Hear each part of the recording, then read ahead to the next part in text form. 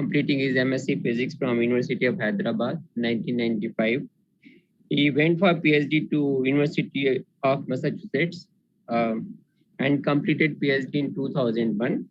After that, he spent quite a bit of time at University of Princeton in different capacities like postdoc, research staff, visiting research scholar, and then he joined City University of New York as assistant professor in 2004, and he has been there. In between, he was visiting scholar in MIT for 1 year, and presently he is a professor and chair, Department of Physics at City College of New York. He has been very active in micro and nanophotonics, did a lot of very good work, okay, and that we can see through his publications, very nice publications. Presently, like quantum technology is the upcoming area, and he has been contributing to that from very beginning.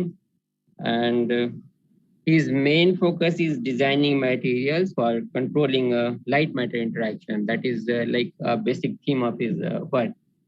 And so with these words, I invite Vinod. Oh, I forgot to mention that he has been doing very well, and at such a young age, he has become a fellow of Optical Society of America. So we should congratulate him for that, all of us. And with these words, I invite him to give his talk on light-based Hamiltonian simulators. So he's good in experiments as well as theory. Let's listen what he's going to talk on this. Thank you so much, Dr. R.P. Singh, for this kind introduction. And it's a pleasure to be here. Professor Panigrahi was one of the people who taught me some of the basics of physics. So it's nice to be here and being invited by him. I'm going to share my screen. Hopefully all of you can see it. And then full screen mode.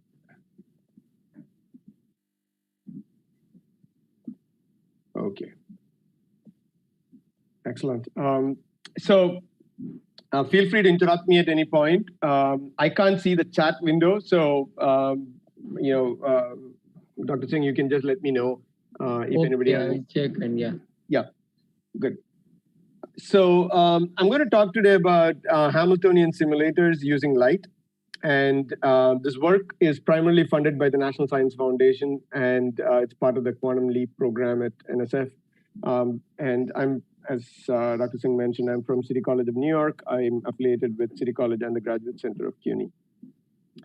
So here's a brief outline. I'm going to talk a little bit about, I'm going to introduce the idea of Hamiltonian simulators, and then specifically pick one of the platforms that I work on, my group works on. This is the Microcavity Exciton-Polaritons. We're going to discuss material systems to realize these polariton lattices. And then finally, I'm going to introduce two approaches to doing some of these combinatorial problems using just light and polaritons. So if you think about the idea of analog Hamiltonian simulators, what are the basic ingredients one needs? You need particles, you need artificial lattices, and you need a detection scheme. So these are the three main ingredients one needs to be able to realize a Hamiltonian simulator. Now, the particles, the atomic lattice can be is one of the most widely used techniques that people use, where you have atoms trapped in optical lattices, and then you can manipulate them. The other approach is ion traps. A third one is microwave based. Let me just get my laser pointer if I can. The third one is the microwave lattice with superconducting resonators inbuilt into them. That's another form of lattice. So these are Josephson junctions that people use in lattices. And then a fourth one is 2D electron gas in a semiconductor, and you pattern these nano gates and you're confining potentials where each of these are, you get confined quantum dots in them in a 2D electron gas. There are photonic lattices that have been proposed, and in fact, even companies that have come out of this technology. And then there are polariton lattices. I must say, from a quantum simulator and quantum computing standpoint, the atomic lattice geometry is mostly an academic, there's a lot of good academic work going on in that context. Ion traps, there is, in fact, a company that has come out of that approach. Superconducting qubits, of course, you all know about Google and IBM and others. And for the photonic lattice as well, there is a company that has come out now, which is doing quantum computing with just purely photonic systems. So the atomic lattice and polaritons and 2D electron gas are more of an academic exercise at this point. We'll see where we go. There's also, I've probably left out a few other platforms like the nitrogen vacancy centers in Diamond and a few other similar platforms. So the question, comes to what is why need quantum simulators? So in 1980, both Feynman and Menon, they both suggested this idea of using one quantum system to simulate another quantum system. And then in 1982 at this conference, Feynman made this suggestion that let the computer itself be built of quantum mechanical elements which obey the quantum mechanical laws. So this is kind of where it all started off. And in fact, as I was telling to Professor Panigrahi before this talk, this conference that happened in 1980, there was a conference, and they just celebrated the 40th year of that conference. And you can find these wonderful talks by people all the way from Bennett and Peter Shore and others. It's all available online, where they celebrated the 40 years of this conference. And some of those people were there at the original one. But it's taken a while before things actually took off. And this is from a PRX quantum article by Yehud Altman and a whole set of authors, which actually came about from a workshop that NSF held on quantum simulators. And they give a definition of what a quantum simulator should be: a quantum device that utilizes entanglement and other many particle quantum phenomena to explore and solve hard scientific engineering and computational problems. So from Feynman's very broad description, there is more, the definition has become a little bit more specific. And so you need to invoke ideas of entanglement and many particle correlations to realize these quantum simulators. So the basic idea is the following: that you have a quantum system that goes from phi 0 to phi t, undergoes a unitary transformation. And how do we simulate that using another controllable quantum system, where we can precisely control the interactions? And so you prepare the state, you let it evolve, and then you do a measurement on the system. And this system can now be analog or digital. A lot of the work has been done on the analog systems. And so that's where quantum simulators are. Now, and for this, I also, as a nice pedagogical tool, I recommend reading this nice review of modern physics article by Nori and others, dated from 2014. It's slightly dated, but you'll still get an idea of what is going on. The other more recent review is this PRX on opportunities in quantum simulation. But I'm going to take a slight departure here. And it's great if we can do quantum simulation. But I'm going to point out that there is a whole set of computationally hard problems where you do not need to do a quantum simulator. You could do it with a classical Hamiltonian simulator. Okay?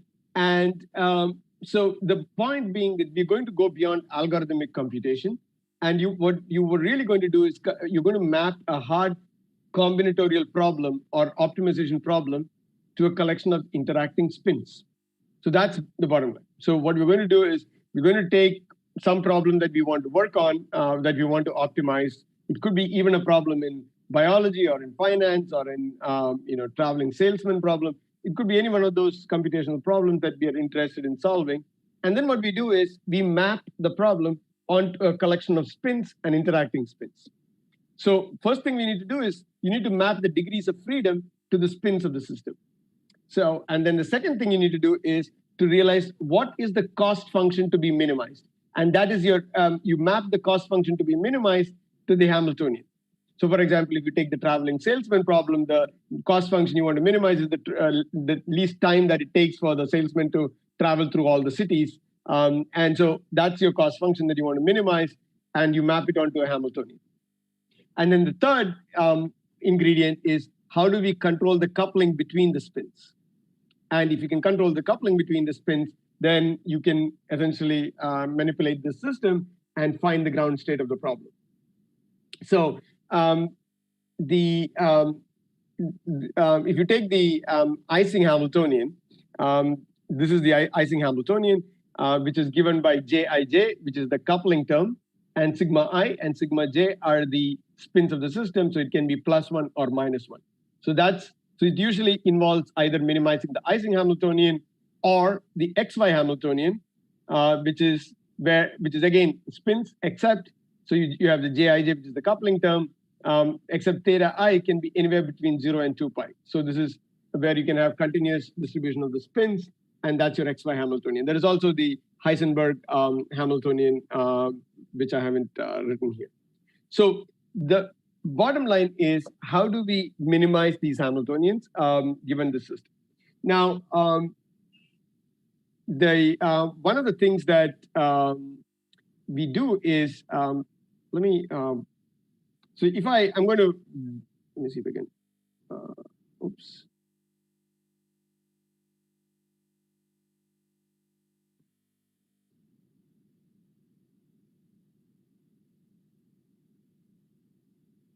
I'm having a slight technical problem. I'm just going to put it back here.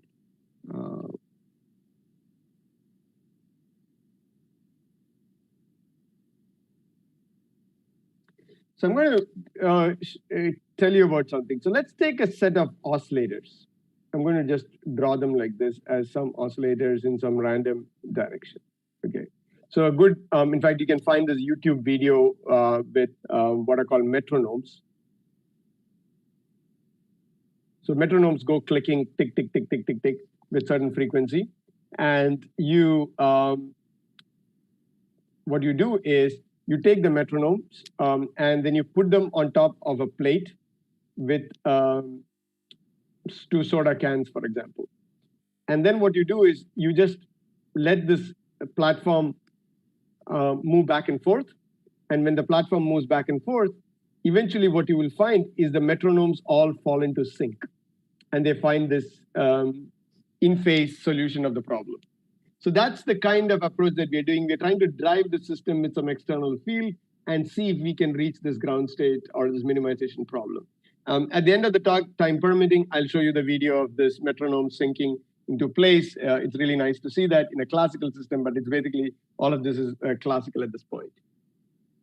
So this is the idea that we are going to use to try to minimize the system. Any questions?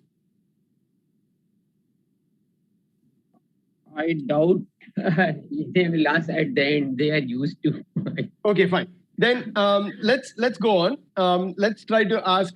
So now, what is the material system that I want to study? And for that, I'm going to take a slight departure from this whole Hamiltonian simulator system, and I'm going to explain another concept here. And this is the concept of what are called polaritons. Polaritons are hybrid states of light and matter. And this matter or material resonance can be an exciton, which is an electron-hole pair, charge oscillations, lattice vibrations, and so on and so forth. So what we do is we take a material resonance, like exciton, charge oscillations, lattice vibrations, and then we bring it into resonance with a photon. And the photon can be in an optical cavity. And then if the coupling strength between this material resonance and the photon is really strong, then you get these hybrid states, which are called low polaritons or upper and lower polaritons. And so this lies at the heart of what is called strong light matter coupling. There is a regime called weak light matter coupling where you don't get these hybrid states. The material resonance just crosses the photon resonance and nothing happens. But in this case, they actually hybridize and you get this strongly coupled states of light and matter. So for the purpose of this talk, I'm going to focus only on the coupling between electromagnetic field and excitons. So how do they form this system? So you take an optical cavity that's shown here. There's an optical cavity. You design the distance between the two mirrors in such a way so that the optical resonance of the cavity lines up with the exciton resonance. So we're doing the same business. You have the exciton energy. So this is the ground state, this is the excited state of the cavity, and this has got an energy, and we map the energy to the same energy of my omega of my cavity. So once we achieve this condition, then we can ask what happens in the system. Now you should also remember something. These are not isolated systems. This excited state has a lifetime or a damping rate, which is given by gamma exciton, which is the rate at which the exciton decays. Then you also have the photon in the cavity. Of course, these mirrors are never perfect. So the photons are also going to decay out of the system. And so that is given by this term gamma C. So you have two damping mechanisms in the system, gamma exciton, which is the damping rate of the exciton, and gamma C, which is the damping rate of my cavity photon. Now, if the interaction rate between the exciton and the cavity photon is greater, which is given by this G, which is the interaction strength, is greater than the gamma exciton and gamma photon, then you enter into the regime of strong coupling. So what is happening here? You can think of it as your exciton absorbing a photon from the cavity, emitting a photon when the exciton comes back to the ground state. It emits a photon. The photon now hits the mirror, comes back, gets reabsorbed inside the system, and it creates another exciton. So the system goes between, the material system goes between an excited state and the ground state, depending on whether there is a photon inside the cavity or a photon is absorbed by the system.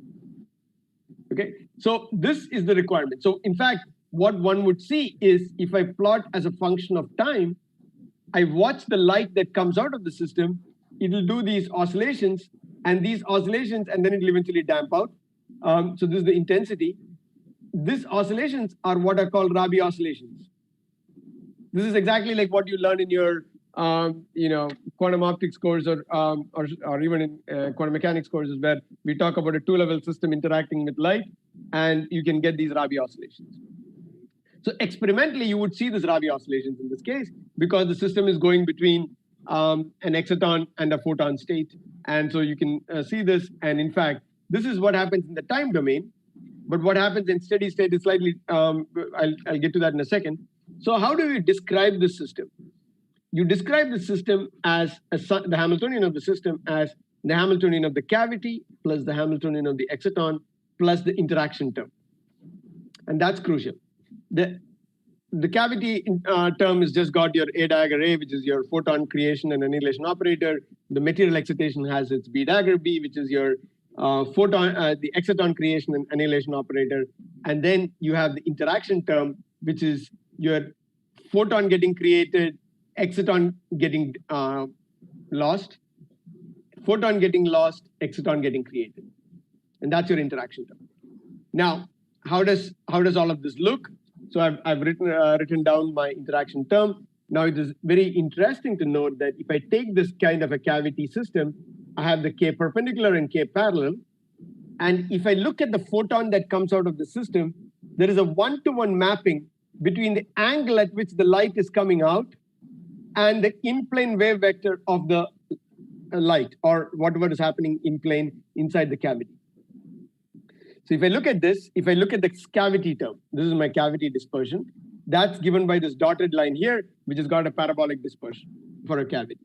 It's just a Fabry-Perot cavity in this case. If you take my exciton, its dispersion is almost flat. And the reason it is almost flat is because if you take K versus your exciton wave function, it will look something like this. But within the light cone, which is your light cone, which is your K equal to 0, this is K equal to 0, that's your light cone. Within this region, your exciton energy is can be treated as flat. So you see, it's almost flat here. And that's because you're not probing very large momenta here. We are only probing the momenta within the light cone. And hence, your exciton can be treated to be dispersionless. Of course, if you go to very large wave vectors, things will start bending, but we don't worry about that because we are only talking about coupling to the light, and so we only worry about what is within the light cone.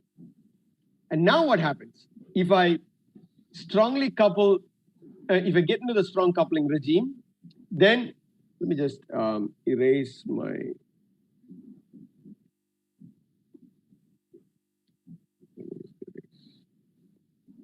If I look at what happens under strong coupling regime, is that I get this term, which can now be described by this 2x2 matrix. This is the interaction term. This is the resonance of the cavity. This is the resonance of my exciton. You can diagonalize this Hamiltonian, and you get your eigenstates, which are your upper and lower polaritons. And you can see that the upper and lower polaritons can be given as a superposition of the exciton fraction and the cavity fraction. And these two are now opposite for the upper and lower polariton. So if you look at this branch here, which is the lower polariton, out here, the lower polariton is very exciton-like or very matter-like. Out here, my lower polariton is very photon-like. So this is one of the advantages of the system, that just by going to a different angle, you could study a system that is more matter-like or more photon-like. So if you want long-range propagation, long coherent length, you would sit here. If you want more interactions, you would go to some larger wave vector where the system is more material-like. And then you can study, you can write down the solution of this problem as given by these energy values, where this is exciton in the cavity, and then you have this term that comes about because of your interaction term and gives you the Rabi splitting, which is the splitting at this crossover point. Now, I must remind you that this is, I've used a quantum picture to describe this, but you must have all seen this picture, even in the context of classical mechanics, where you studied coupled harmonic oscillators. So what I've essentially done here is find the normal modes of a coupled harmonic oscillator. In fact, if you're interested in this, I recommend you to look at this nice review article by, not a review, but a nice pedagogical article by Novotny in the American Journal of Physics, where he looks at the coupled harmonic oscillator problem and maps it to the strong coupling scenario. And you can see all of that happens in that context. So it's the same idea here, that we are doing this coupled oscillator model, and we're trying to get the polariton branches. So what happens is you usually take an excitonic system, put it between two mirrors, you get your field confinement inside the system. And now if you look at the light that comes out of the system, the light has an in-plane wave vector, k parallel. And if you look at the k, and that is directly related to the theta at which the angle the light is coming out. And if you plot the eigenenergies as a function of k parallel, you get these two branches, this one and this one here. And this splitting is the Rabi splitting. So why are these interesting? Because these are really composite bosons. They are half exciton and half photon. The excitonic component, or the matter component, provides the electronic response, scattering, and nonlinearity. The photonic component provides the mass, small mass, spatial coherence, and long-range propagation. So you're in some ways getting the best of both worlds by doing this hybridization business. Now you should remember that this only happens as long as the photon or the exciton is existing in the system. So it's really a driven dissipative system. But nevertheless, during the time you're driving the system, you can still get all these nice properties of the system. A lot of interest in this system was in the early days was when people were interested in seeing if you can get condensates, things similar to Bose-Einstein condensates in these systems. And the idea was that you can create polaritons, and if you can excite the polaritons, you can get to a macroscopic coherent state at k equal to 0, from which you can get coherent light emission. So this takes a departure from how your traditional lasers work. Because in a traditional laser, you need to create a population inversion between the excited state and the ground state to get lasing. Of course, there are approaches called lasing without inversion, using things like EIT, electromagnetically induced transparency, and so on. But we're not going to talk about that. But here, what the idea is that you're creating a macroscopic ground state where you get coherent light emission out of this. And this picture was motivated some of the early works. So in fact, the first experimental demonstration of strong coupling, it was demonstrated by Claude Weisbuch and others, where they took a gallium arsenide quantum well, they looked at it, and they were able to show that you can get this anti-crossing behavior between the exciton and the photon inside the system, where there were 5 quantum wells inside the system. This work has evolved over time, and I just want to introduce one other aspect here, which is the idea that one of the most fascinating things about polaritons is that they can interact. So what is, if photons have one problem, in my opinion, that is the fact that they don't interact with each other. And unless you have high intensities of light, large nonlinear mediums, so they need a medium to interact with. Polaritons, on the other hand, because of their hybrid nature, inherently have interaction built into them. And in fact, you can write your susceptibility in a very simple way as your oscillator strength and also the damping terms and also the exciton energy. Now, if you take a polaritonic system, there are 2 forms of interactions that can come about. One is your exciton-exciton exchange interaction that happens, because of which, when you have more and more, as you drive the system harder, or in other words, you're putting more photons into the system, you're creating more excitons. And as you create more excitons, you renormalize your exciton energy. And what happens in this context is your exciton energy blue shifts. And because your exciton energy blue shifts, your whole system blue shifts. And this is what happens usually when you enter into this condensation regime. And in fact, a telltale signature of condensation is that you see this blue shift of your polariton branch, and you get a very sharp emission that comes out at this k equal to 0 point. So that's what happens in the condensation case. There is another thing that can happen, which was often overlooked, but it's actually also can be treated as it's also a nonlinearity, which is phase space filling, where essentially because you're creating more and more, you're pumping the system harder and harder, you reduce the overall oscillator strength of the system because of, it could be because of screening, it could be because of the extra carriers that you're creating inside the system, but essentially you reduce the phase space available, and hence you filled up the phase space, and hence the number of carriers involved is lesser, and so your Rabi splitting actually decreases. So remember, the Rabi splitting should increase as a number of carriers, but because you've done the phase space filling, your effective oscillator strength of your entire system decreases, and that's your phase space filling process. And this effective oscillator strength for n carriers can be given by this relationship, where you have some kind of a saturation process happening in this case in the denominator, and thereby you can reduce your Rabi splitting. Both of these effects will become more apparent when we show some experimental results. So this is the first experimental evidence of strong coupling and resulting Bose-Einstein, or not, I won't call them Bose-Einstein condensate, but Exciton-Polaritons condensation. And you can see here that if I draw a line here straight through the system, it's not a straight line, but nevertheless, you will see that the energy at which the condensation happens is blue shifted from where my lower polariton was below the threshold. So this was that renormalization that I was talking to you about. And you see that, so this is all done in Fourier space. And you can see that this, as you go to higher and higher power, you get collapse in momentum space. So this is momentum space. And this is real space. So you see a collapse both in real space and in momentum space, indicative of this polariton condensation.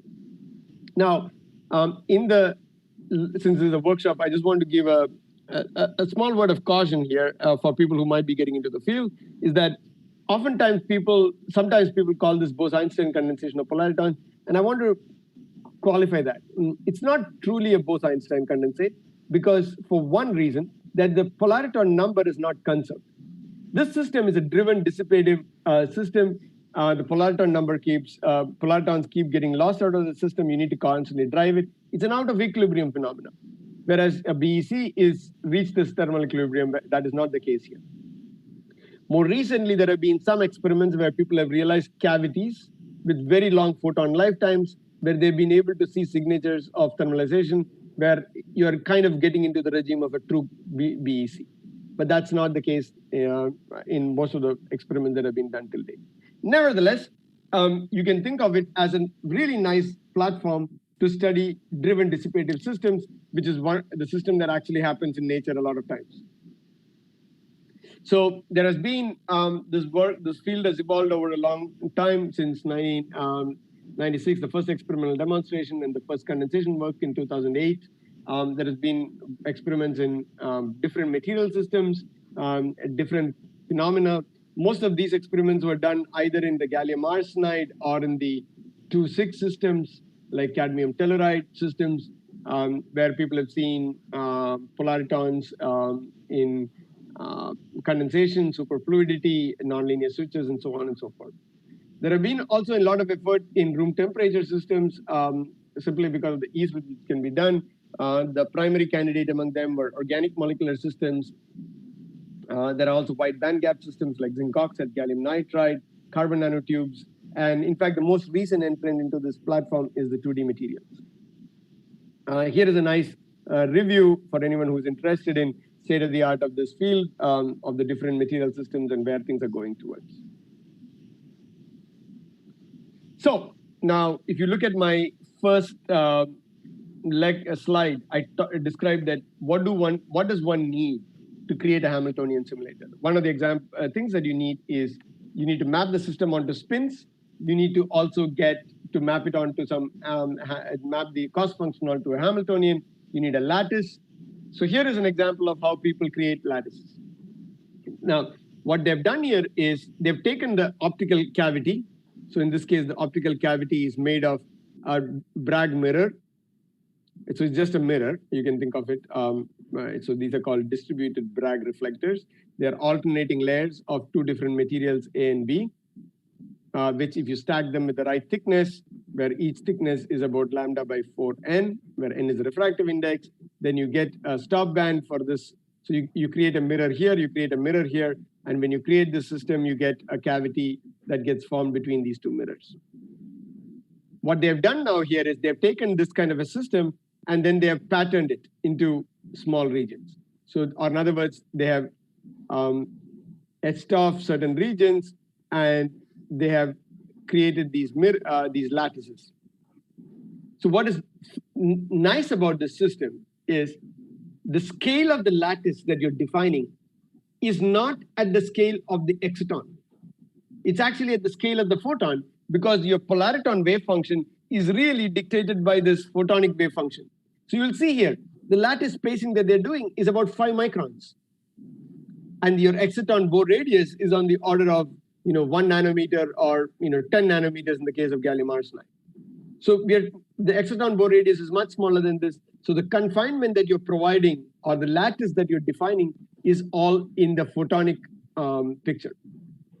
Nevertheless, you can define these nice lattice dispersions coming about because of this in-plane, because you've broken this in-plane translational symmetry, and you've now introduced a lattice, because of which you get all these honeycomb lattices and so on. This is a honeycomb lattice, the result of which you get these Dirac cones and things like that. So you can see here, you can create Dirac cones here, and so people have studied this. Now, one thing I want to point out here is, this is a way to emulate a thing like graphene. So you've created a lattice structure where you get a dispersion that kind of resembles graphene, but with the caveat that these systems are not that highly interacting.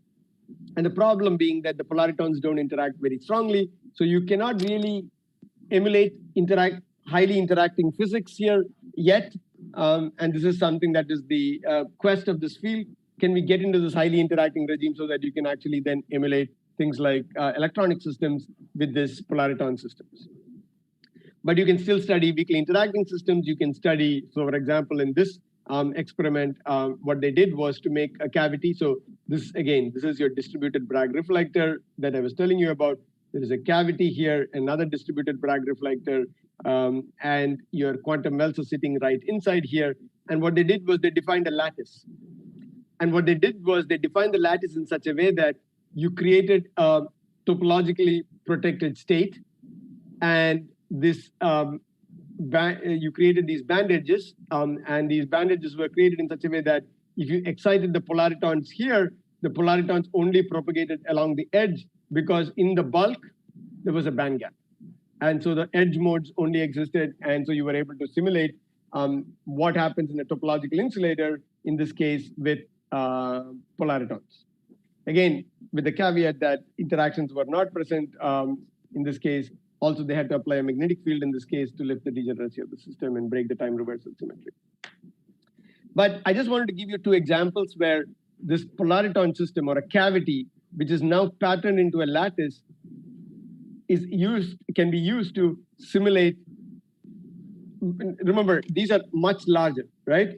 It's used to simulate something that is much more microscopic by defining these lattices. And this is exactly what the cold atom people have been doing. They create atoms in a lattice, and then they manipulate the position of the manipulate the lattice geometries. They change the interaction strength and so on.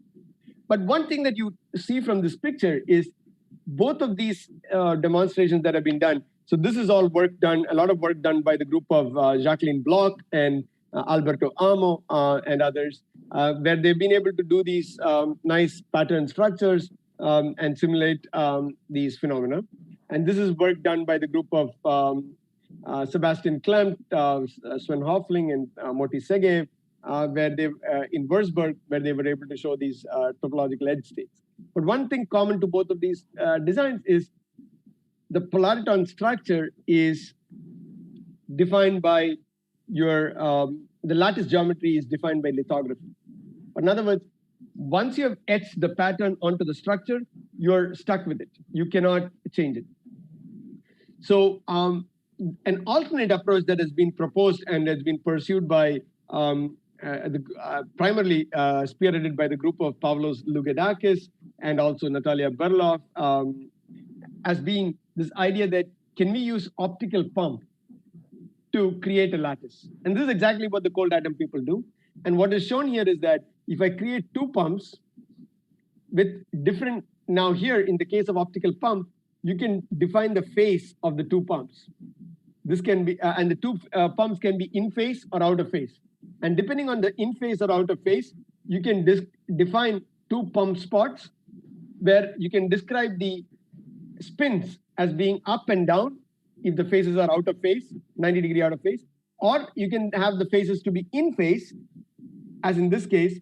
And so this can be thought of as antiferromagnetic or a ferromagnetic coupling. And depending on the distance between these, you can get the different fringe patterns. And by just looking at the far field pattern of the structure, you can look at the net spin configuration of the system. And you can also watch the spins evolve, or you can study them as a function of the phase, or you can study them as a function of the distance between them, and so on. So you can map your problem or as a collection of spins, but of course you don't need to do just two, you can do more than two.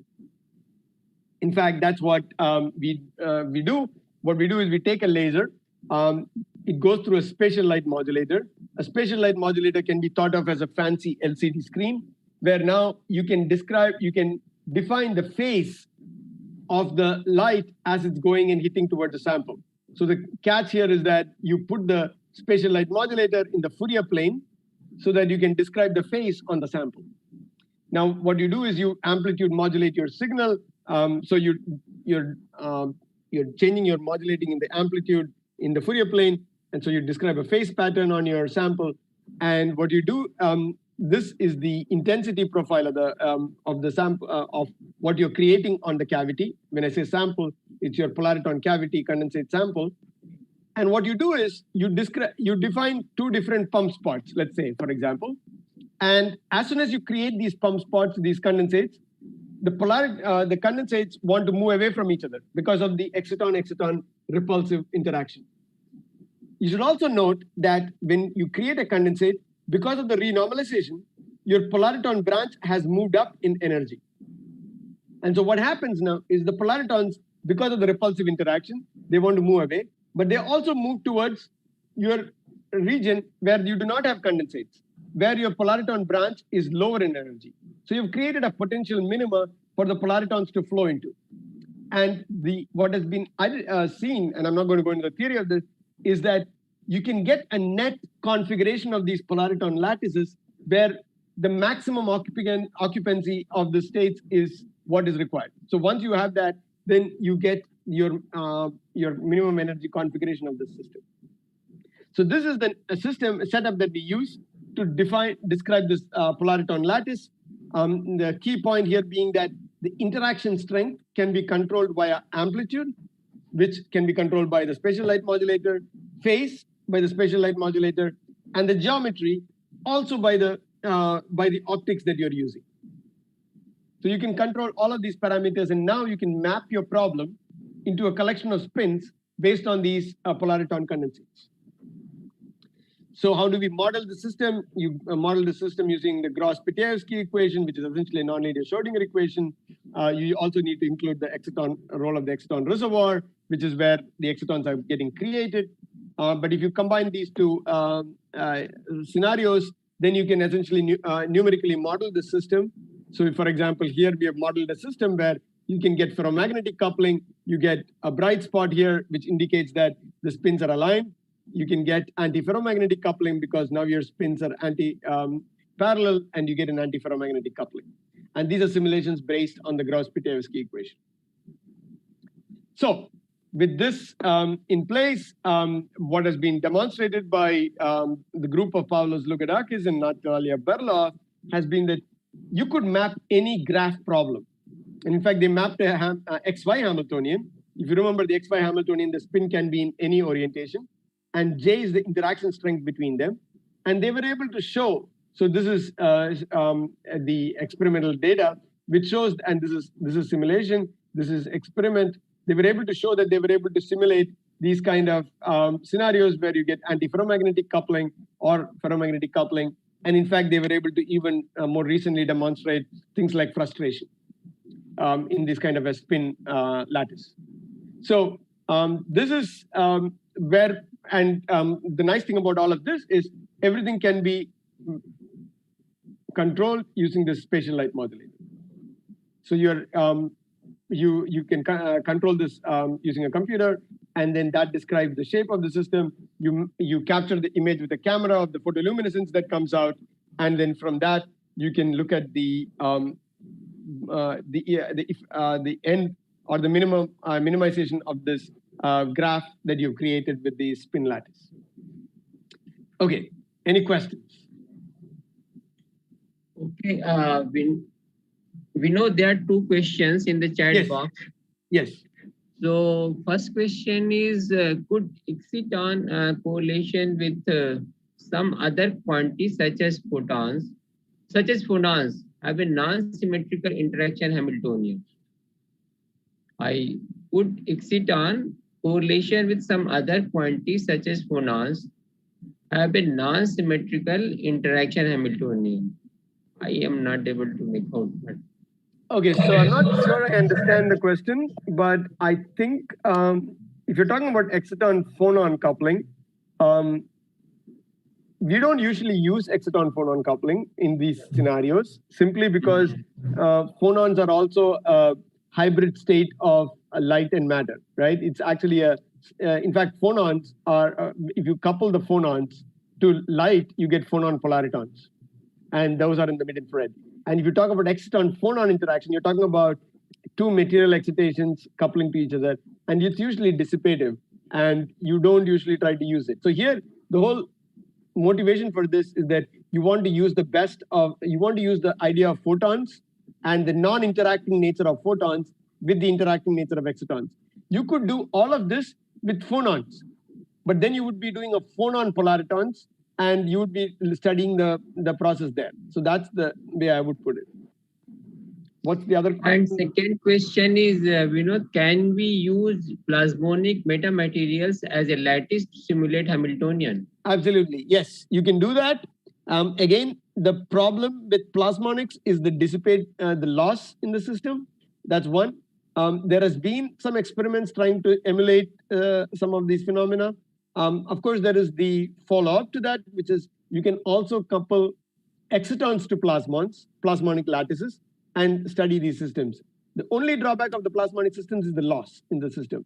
But people have looked at plasmonic metamaterial structures to look at some sort of this analog simulators. Okay, these are the two questions right Okay, now. great. Okay. Okay, so then I'll move on to, so I've talked a lot about these Exciton-Polaritons and how you can create lattices and so on. And now I'm going to come to some work that we've been doing where we asked the question, okay, so everything has been done in gallium arsenide. It's all very low temperature physics. But of course, you can also do this with organic molecules where because the excitons are much more tightly bound, these are Frenkel excitons, you can get condensation at room temperature. So we wanted to ask the question, can we do some physics with this?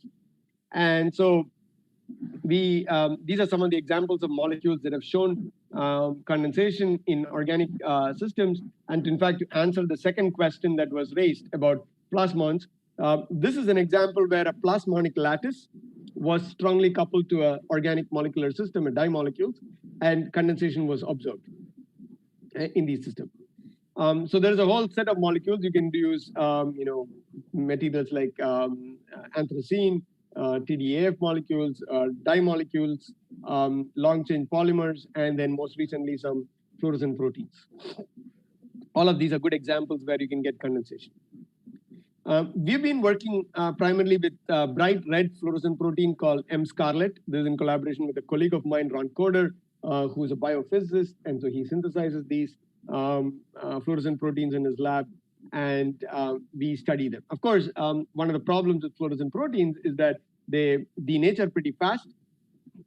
But the big advantage of these systems compared to some of the other organic systems is the fact that they have this kind of a barrel geometry. So in other words, when the next chromophore sits inside, so these are the chromophores which are sitting inside. When the next chromophore is sitting, these chromophores are well isolated. And because of this, the exciton-exciton annihilation, which is a big problem in these systems, is not that prevalent in these fluorescent proteins.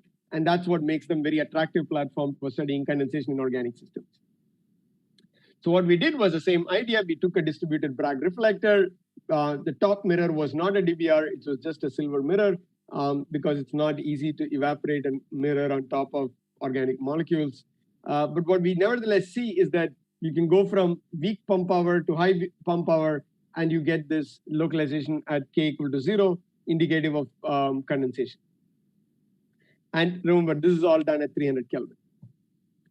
Now, you can also look at the threshold behavior. You can see that at some pump power of nanojoules per pulse, you get a clear threshold behavior. Your full width at half maximum also drops and eventually climbs up. There is also a blue shift in energy, about 1 MeV blue shift that is happening. So this is all good. So we know we can get condensation in this molecular system. It's at room temperature. All of that is great. But we still have problem of photodegradation. Or in other words, we can only pump with very narrow pulses with very low repetition rates.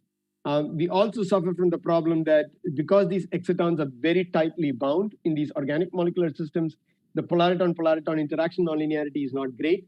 And if you remember, one of the ingredients that you need to do a Hamiltonian simulator or even get to the quantum limit is definitely you want to have a correlated state. Or in other words, you want to have enough nonlinearity and entanglement between these sites.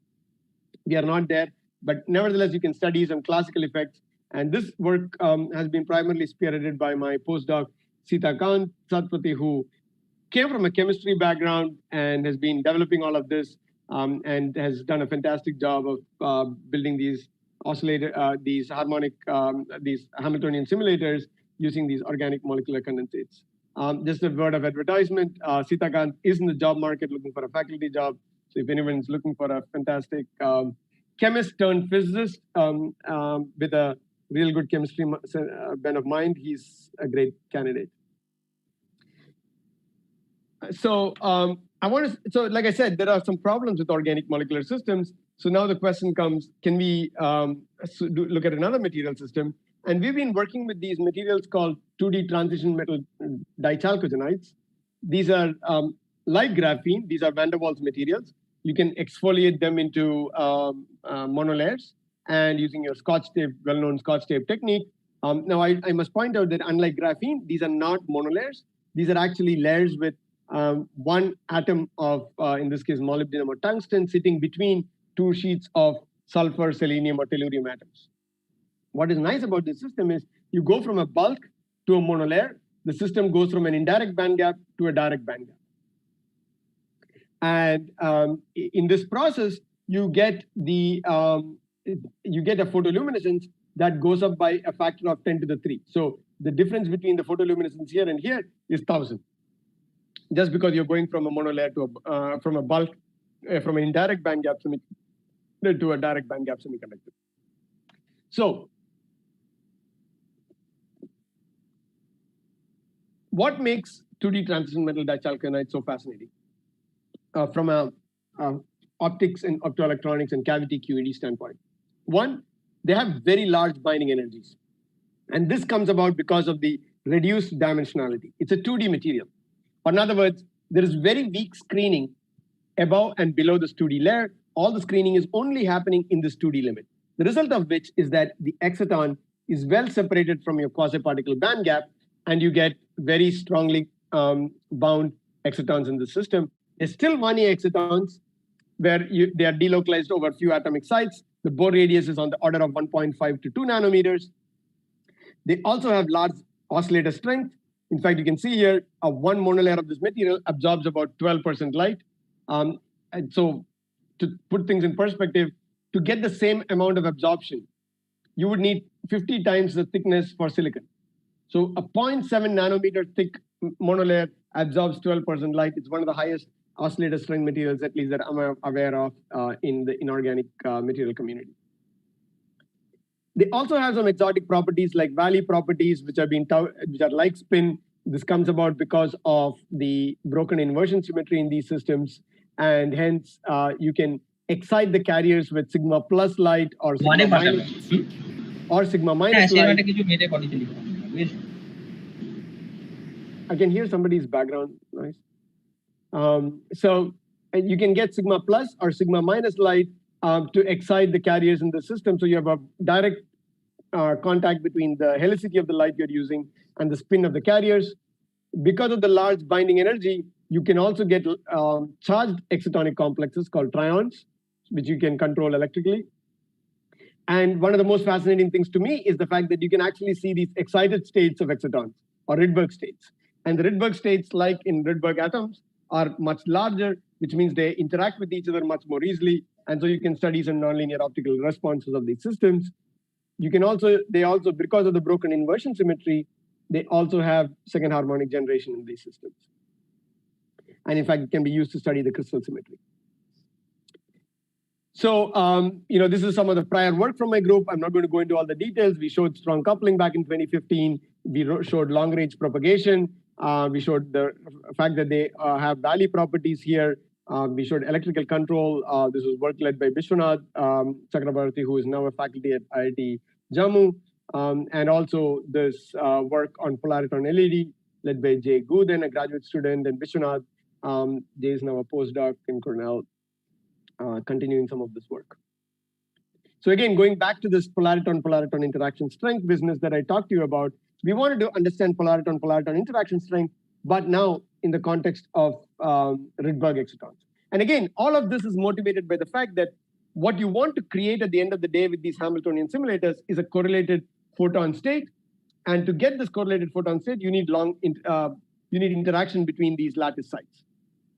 So to do that, we need to understand what happens to these Rydberg states as you go to the larger quantum number. And in fact, there was a theory work from the group of Thomas Paul, which showed that if you go to larger quantum numbers, you get larger nonlinearities.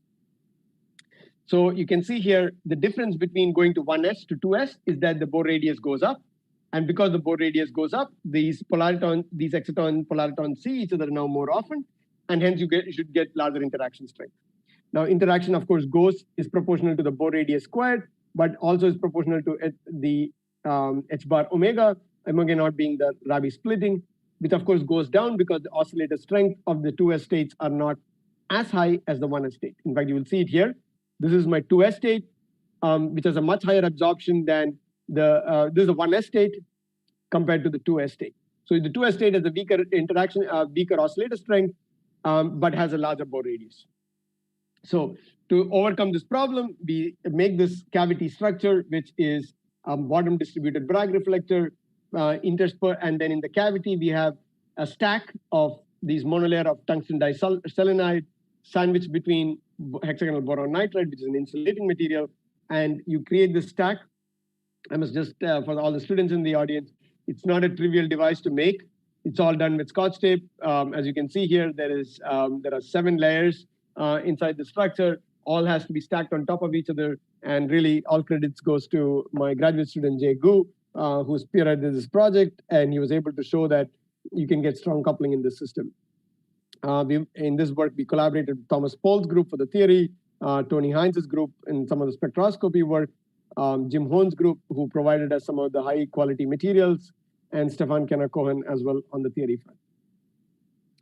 So what we do here is we look at the n equal to 2s state. So that's my 2s state. I lower the temperature, it moves up, and eventually when I get to a low temperature, I get anti-crossing behavior, and I see that there is strong coupling. But what I'm really interested in is what is the interaction strength.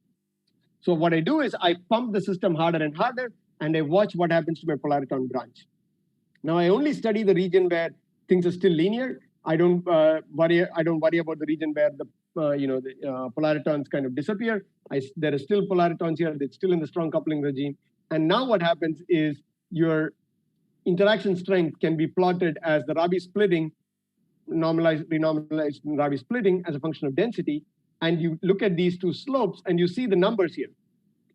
You can get a decrease in the Rabi splitting by the same factor, by almost 1 order of magnitude lesser in density. In other words, it's easier to saturate these polaritons that are formed with the 2s state than in the 1s state. And in fact, you can calculate the interaction strength. These might not mean much to you. What we really need to ask is, if this is the interaction strength, how many photons do I need to put into the system before I can shift my system by 1 line width?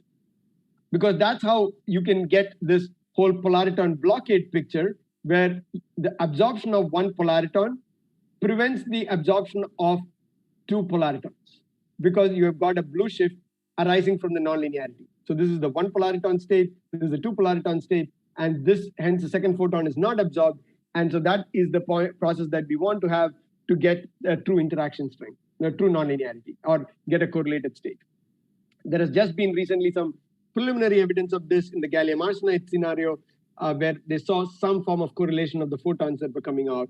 And so really where we want to go to is, can we get interaction strength such that you can get this anti-correlation between the photons that are coming out? Any questions? I might be running out of time, but if time permits. Yeah, we know there are a few questions here. Yes, let me, go ahead. Tell you. Yeah. Somebody has asked, can light and dark matter, there can be light and dark matter coupling? So I don't know how to answer this question. I'm not sure I can answer that question, because I don't know the answer to that question. But yeah. Somebody has asked some review paper on polariton-polariton interaction. Can you suggest? Some review article on polariton-polariton interaction. I might have to pull that up.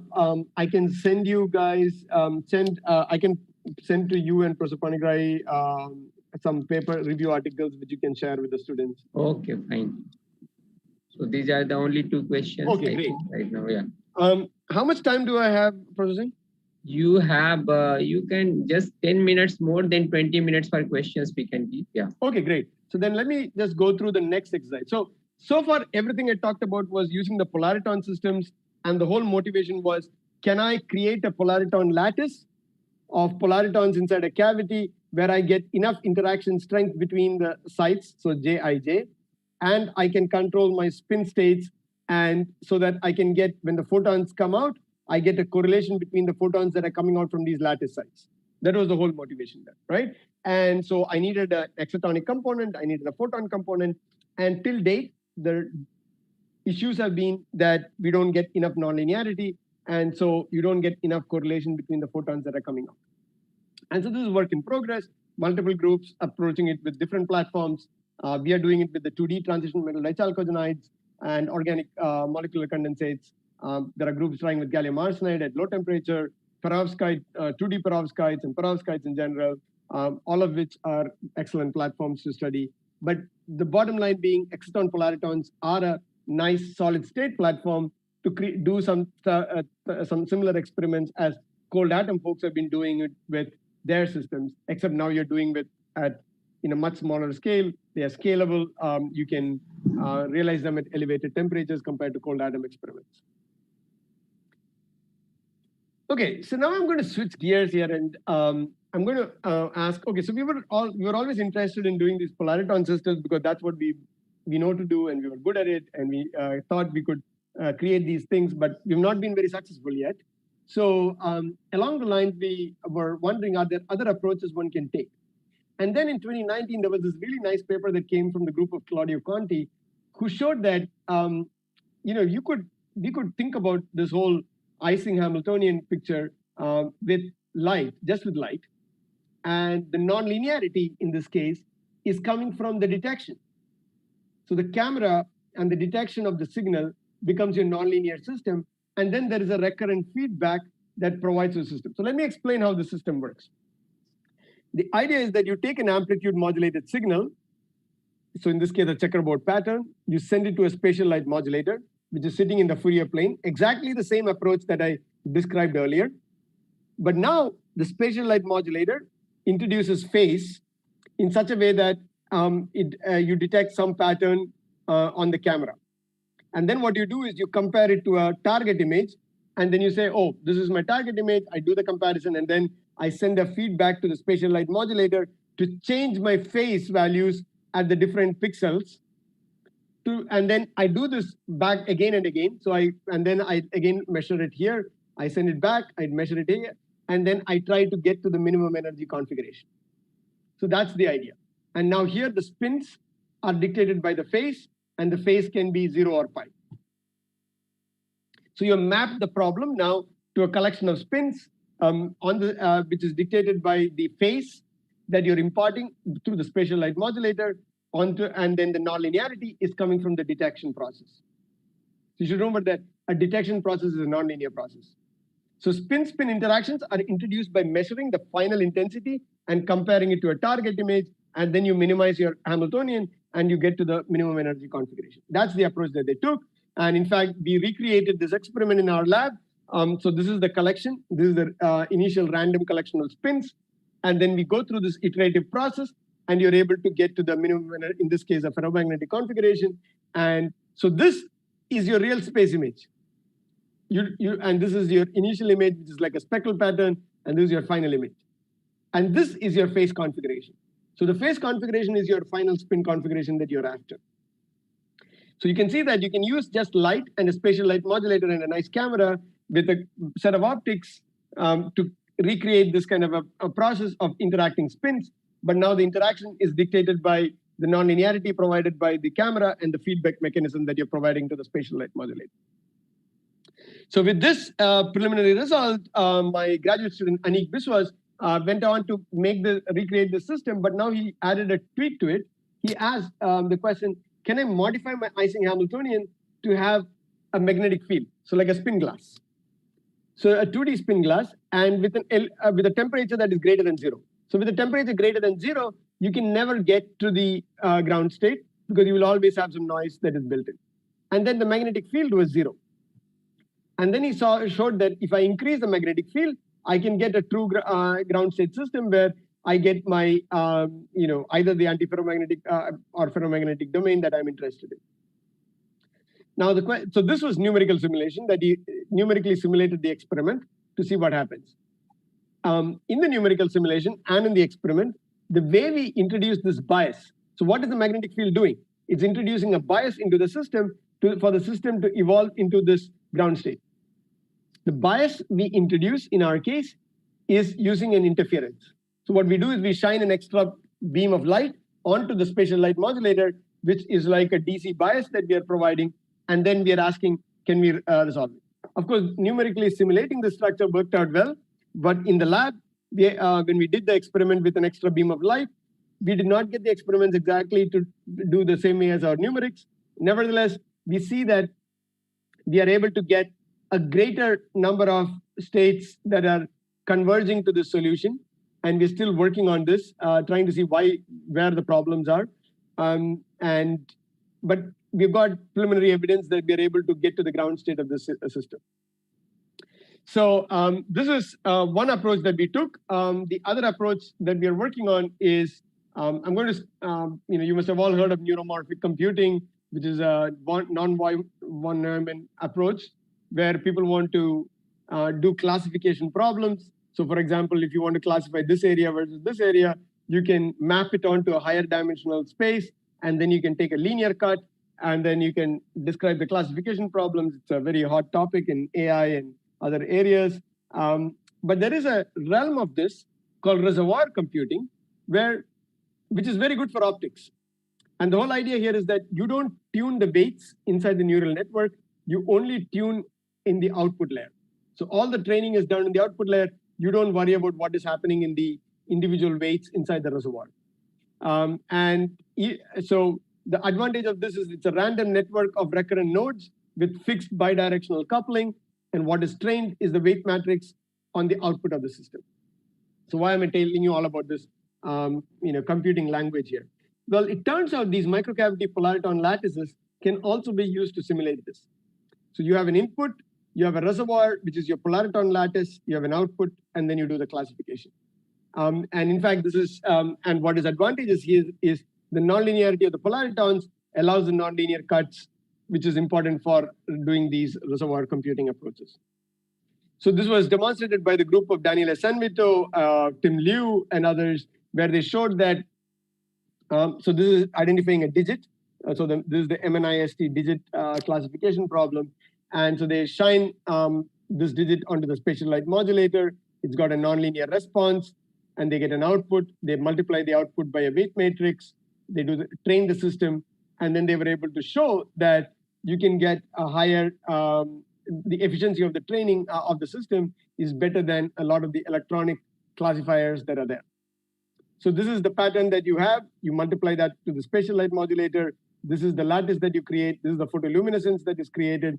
And then you do a training with that back to the system. So the last layer is fully done using a computer, and that is the distinction here. What have been doing is we've been trying to invoke a property of these systems, which is an advantage, which is instead of working in real space, if I look at it in the momentum space, there is an inherent scattering that happens between the nodes due to the Rayleigh scattering. And these are inherently random and can be engineered if needed. And the nonlinearity, again, allows for the nonlinear cut. This proposal was first done by Tim Liu's group in NTU Singapore, theoretically, and we've been trying to invoke this idea here in the lab. So this is the idea. You take your input information, you send it to a spatial light modulator, and what comes on the spatial onto the momentum space. So you create these lattices, which is completely random. You create, this is the projected onto the cavity, and then you take the output that is on the CCD after the interaction. And then you get the output, and then you do the learning out here. So the learning happens in this layer, and then we try to see if we can get the system to learn something. So this work was done by my postdoc, Kevin Cornier, and my undergraduate student, Alexander Glus, who both of whom have been working on this project and trying to look at whether the system can learn something. So the first exercise was, can we learn something? So the problem we studied was very simple. We just had a collection of points in a circle, and we asked, does the point lie inside or outside the circle? So when there is no cavity, it takes a finite amount of time to get to the maximum learning curve, whereas with the cavity, we see a slight improvement in the learning.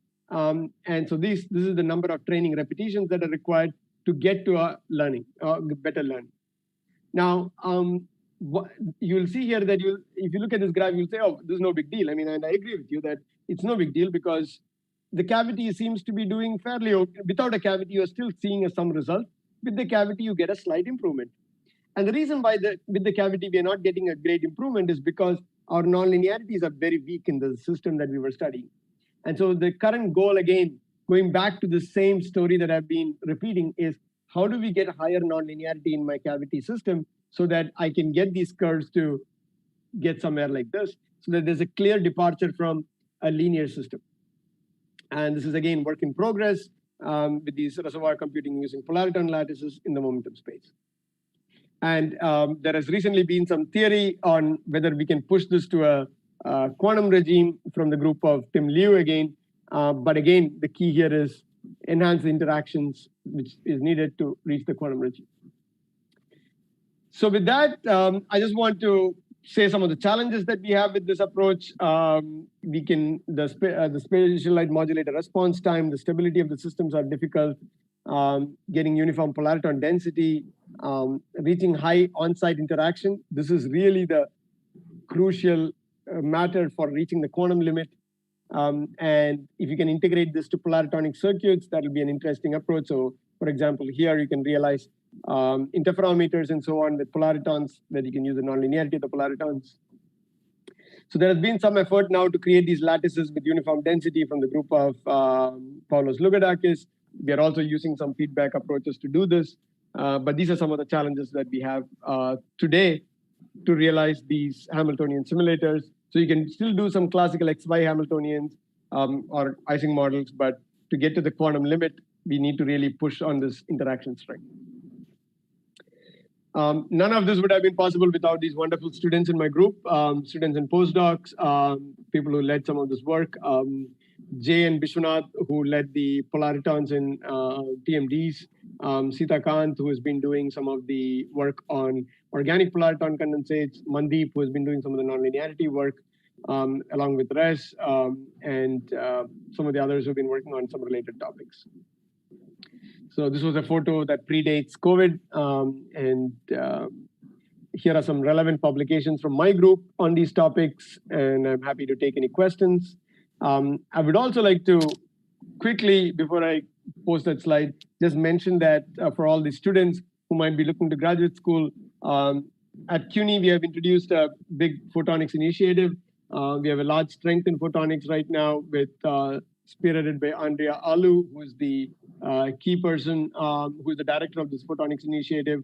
And then we have some of the others working on various topics.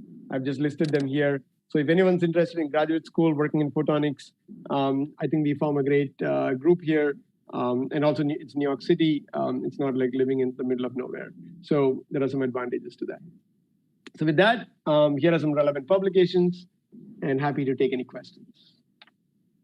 Thank you, Vinod. There are a few questions in the chat box. Let's read it.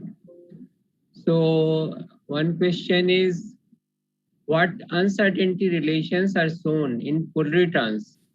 Could there be squeezed states in polaritons? That's a good question. There is currently some work on that topic of looking at squeeze states in polaritons. We haven't done any work on that per se, and so I can't comment, but it's a very nascent subject topic of looking at squeeze states in polaritons. And there's primarily most of the people have been interested in looking at these correlations and seeing if you can get some correlations between the photons that are coming out because of polariton-polariton interactions. So it's been mostly doing Hanbury-Brown twist type experiments and looking at G2 and looking at anti-bunching properties. Next question is, if we are synchronizing the spins in lattice, does it mean we are changing the system to a ferromagnetic system? No, so you can pick whether you want ferromagnetic, anti-ferromagnetic, or you can create frustrated. So if you create a lattice, a triangular lattice, for example, you can, the important crucial aspect here is you can define the amplitude and the phase at each point in your graph. So if you look here, let me see if I can go to that slide that I had.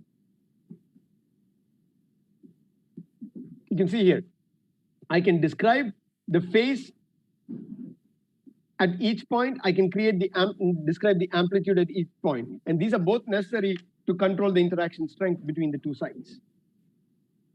So in fact, if I create a non-uniform amplitude between the two sides, then it turns out that the phase, the overall phase is dictated by the lattice site that has got the higher polariton density. So it is not ferromagnetic or antiferromagnetic. You can create any lattice configuration you want. So you can study things like frustration, for example.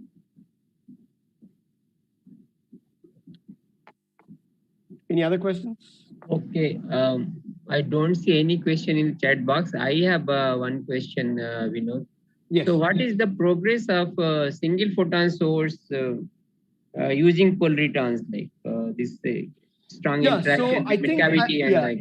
Exactly. So I think that, again, the problem has been that, people have not, so the experiment that has been done till date where they saw some correlation was they took a cavity, they put a mirror that was in the shape of a concave mirror, and they created this polariton condensate here. And then they looked at, not a condensate, sorry, I take my word back, just a few polaritons here. And then they took the light out, they sent it through to detectors, and then they did the correlation experiment. And what they saw was, so this is G2 as a function of time, that is 0, and this G2 was just 0.95. Okay. So we are nowhere close. Yeah, so it is, so it's still not, so we see there was some degree of correlation that was observed by the group of Atachi Mamoglu at ETH and Thomas Walls in Australia. They both observed this. These are back-to-back papers in Nature Materials from 2020, or 2019, if I'm not mistaken. But they were not, they're not close to the 0.5 that you need to see a true anti-bunching. And again, this goes back again. I sound like a stuck record here. It's the fact that we're not able to get enough interactions between the sites. Okay. Another question you told when you were talking about these 2D materials, you told that you can have nonlinear optical properties like second harmonic generation. Yes. So if you can have second harmonic generation, can you have spontaneous parametric down conversion as well? And this spontaneous parametric down conversion, can you produce entangled photons in desired like range, microwave or whatever you want? Very good question. Properties? Very good question. We are actually working on that. We're trying to see if we can see it. It's pretty weak. It's a weak effect. So what we're doing now is, and I didn't talk about this topic at all in the talk, but we've been doing a lot of nonlinear optics experiments with polaritons, second harmonic generation. But now we're looking at higher harmonic generation and spontaneous parametric down conversion to see if we can see any effect of that in the system. But absolutely timely question and something that we are working on. The real nice thing about these systems, as we found, is you don't even need a cavity. You can just take this bulk of this material, of this TMD material. It's a bulk material. It doesn't emit light, but that doesn't matter because you have a pump beam that goes in. But if you choose your thickness to be correct, you can get hybridization between a cavity mode that gets created naturally inside the system and the excitons. And you can see this happening very nicely in these systems. So, and then you can see second harmonic signal without using a cavity. In fact, we have a work right now under review where we show that even though the bulk is centrosymmetric, once you form a polariton, you kind of relax the centrosymmetry requirement. Oh. Yeah, if you are interested, I mean, I don't know if there are other questions, but if not, I'll be happy. Let me see. I'll be happy. So, any other questions? Zoom attendees, can you ask questions? You are free to ask questions. There are many participants over the Zoom. You can unmute yourself and ask questions. Hello, sir. Hello. Yes. So, sir, we are creating the IC mounting using photons only. In that, how we are controlling the non-linearity of the process? So, again, the non-linearity is coming from the excitonic component of your lattice, right? So it's coming from the fact that these are not just photons. These are Exciton-Polaritons condensates, right? So they interact with each other. So that it's the because of the exciton-exciton interaction. So that's your non-linearity. So if you remember, see, where did I have that? I think I had it here. You see this, where I can shift my exciton renormalizes because of exciton-exciton interaction. That is the crucial aspect. That is how the nonlinearity comes in. And that's how the interaction is controlled. Sir, I was asking in the experiment where we have used the SLM. So we Yes. have actually. Oh, you mean the last one, like here? Yes, sir. Yes, sir.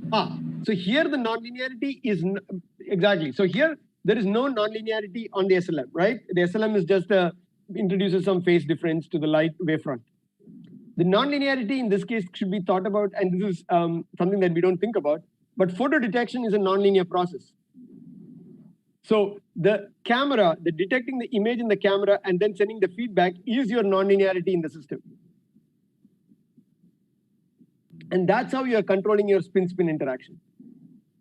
So in that sense, and also the learning is done by the, or not the learning, but you use the computer to, you look at the image, you send it to the computer, right? And the computer compares this image with the target image and then decide whether you are going in the right direction or not. So like, it's like the gradient descent approach, right? So you're trying to see if you're going in the right direction. And if you are, then great. Then you flip a few more spins on the spatial light modulator. Then you ask the camera again, compare. So you go through this exercise, and that's how you get to the ground state problem. Does that answer the question? Yes, sir, I got it. Any other question? So Vinod, I have one more question. Yes. If you have a minute, I just wanted to show you this idea that how second harmonic can be generated without without breaking the symmetry. So without breaking symmetry. So this is a bulk material. Can you see my slide? Do you see a slide which let me see. No slide has one gone. second. Yeah, here. Let me go here. So you see Yeah, here. now I can see. Yeah. Now you have a bulk material which is sitting on the top of a mirror, but the mirror is really not needed. And what happens is the light bounces back and forth, and you get light trapping. You get strong coupling. But the nice thing about this is that if you look at the bulk of this material, there is no second harmonic signal. But then I go to the self-hybridized polariton, and I get a large very strong harmonic signal. Exactly. And then if I plot the intensity output versus input, you will see almost a quadratic dependence. Yeah, so quadratic dependence. And I must point out that at weak pump powers, it's actually stronger. The polariton system does better than the monolayer of this material where the symmetry is broken. But at high pump powers, the other one takes over because you change the resonance and so on. And the way you want to understand this is that under strong coupling, the individual layers don't cancel out. The net phase accumulated doesn't cancel out. And so you get a net effect of the second harmonic signal. And so thereby you're creating this, that's how you're getting your second harmonic signal out of this. So you can actually engineer second harmonic signal in these van der Waals materials just by controlling the nature of the electromagnetic field that is inside the system. And thereby you can get this effect. That will be great if you can have much more control. Yeah. Yes. And so in fact, theory kind improving of the control. Yes, theory kind of agrees with what we see. So this was work done with Andrialu's group where they did the simulations to show that indeed, if you have polaritons, you can approach the limit of the monolayer where you have a complete broken inversion symmetry compared to this. So I just wanted to show you this. I didn't talk about it, but this is a new area, and this is exactly the system we are studying to look at spontaneous parametric down conversion. So since nobody is asking question, I have one more question, Vinod. Yes. People are talking of like structured light beams, then structuring electron beam and all those things. So can you have structured polaritons? Yeah, so there has been some work on studying exciting the polarity. So the nice thing about polaritons, again to remember, is that I have a direct access from the outside world to the inside of the cavity through light. So for example, we have done experiments where we come with handed light, not handed light, but circularly polarized light. And then we ask what happens to the polaritons inside with the circularly polarized light. So if my excitons inside the system responds to one kind of handedness, then I can excite my carriers with that handedness. And we do that with these 2D materials. Now, of course, with the with angular momentum, orbital angular momentum states, you can do some of these experiments as well, where you can now introduce, you can study polariton propagation or polariton interactions with this orbital angular momentum light. And in fact, we are equipped to do that now because our spatial light modulator is what is controlling the phase front. So we can do any phase front you want to excite the polariton. I saw SLM, that's why I'm asking this question. Yeah. So that is exactly. So the whole goal here is, can I use my SLM to now pattern my structured illumination on my cavity polariton system and then ask the question, what happens to my polariton interactions, nonlinearities, or photoluminescence properties? Those things, one can study. Exactly. Yeah. So all of this is in a microscope, by the way. So this is the nice thing. Everything is done, and all you need to do is, send the command to the computer to control the phase front that is falling on the sample. RPG, I have a question. Yes. Yeah, sure. Please. Vinod, you mentioned about this nonlinear Schrodinger equation describing this condensation. Yes. Is it NLSC or NLSC with a source? We need a source. We need a driven discipline. Yeah, there's a source here. There's a source term here. There is a source term and also I can pull up so it's the Gross-Petersky equation, which is, let me see if I can get to the slide. Yeah, it's this one. It was initially. This one, This is the one. And this is the reservoir term, which is the source that is providing. So you create the exciton reservoir, and that's feeding into the NLSC. Okay. See, actually, in a simpler system, no, see, I'm a bit confused. You have a potential, then you have a loss term, right? Yes. Loss term. And how is the source coming in? Where is the source? The source is coming in because I'm pumping the exciton reservoir. Oh, okay. PFR, yeah. Okay. Oh, NR is changing. NR is changing. Yes, NR is changing. Exactly. NR is changing. Okay. NR is changing. And that is the crucial thing in the polariton condensate, right? NR is changing. Right. Unlike, because it's a driven, because the photons are constantly leaking out, you constantly need to pump the system. Okay. See, in an LSC with source, we have recently shown the condition for, this supersolid, photonic supersolid case. They just come out in JOSA B. Maybe I'll Okay. I'll take a look at it. Okay, any more questions? If there are no more questions, we should thank Vinod for a wonderful talk. Yeah, it was very nice. Yeah. Thank you. I hope I didn't cover too many topics. And as I said, feel free to reach out to me. It was really interesting. Yeah. So many aspects you covered using polaritons. Yeah. Nice introduction and thank you. Nice cover. Okay, Vinod. Thank you, Vinod. For the kind